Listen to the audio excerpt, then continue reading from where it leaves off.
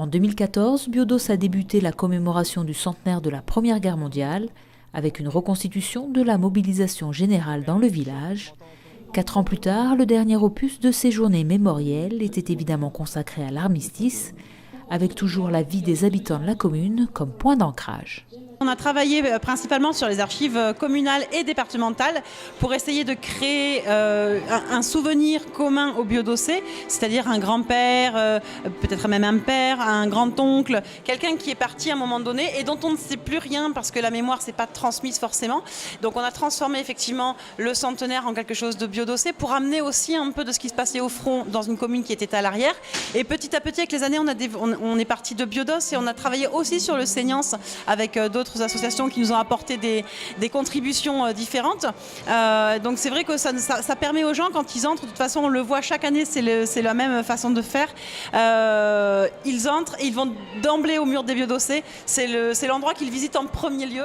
Le mur des biodossés retrace le parcours de tous les mobilisés du village, de façon à raconter la grande histoire à travers celle de Biodos, comme l'ont fait les comédiens de jour de fête avec leur déambulation.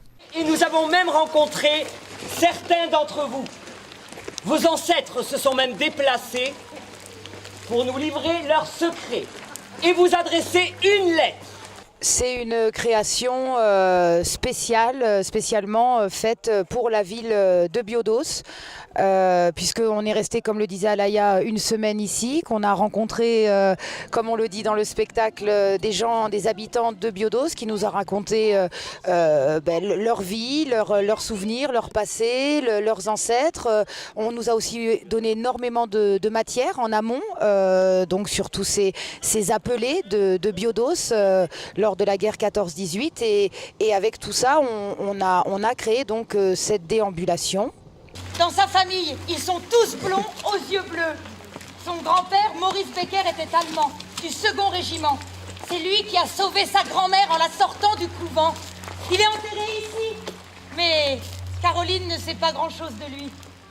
On est très très émus en fait aussi d'avoir eu autant de personnes et puis d'avoir pu même ressentir en direct le fait d'être dehors et le fait d'être aussi près des gens à ce moment-là. Ça nous a renvoyé aussi à l'émotion qu'on essayait de transmettre et on a pu voir à travers le regard des gens aussi que cette émotion a pu passer puisque c'était aussi leur histoire, ou en tout cas leur ville qu'elle racontait. Donc voilà, oui, on est très très contents et très émus. Messieurs, la guerre est finie! La guerre est finie! Mesdames et messieurs, ouvrez vos enveloppes! La guerre est finie!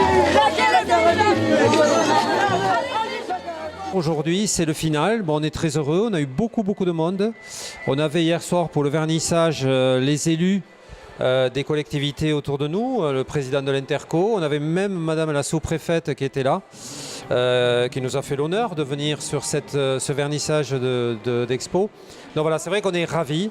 On a fini en beauté avec un beau spectacle dehors, un spectacle déambulatoire avec jour de fête, une compagnie de comédiens pros.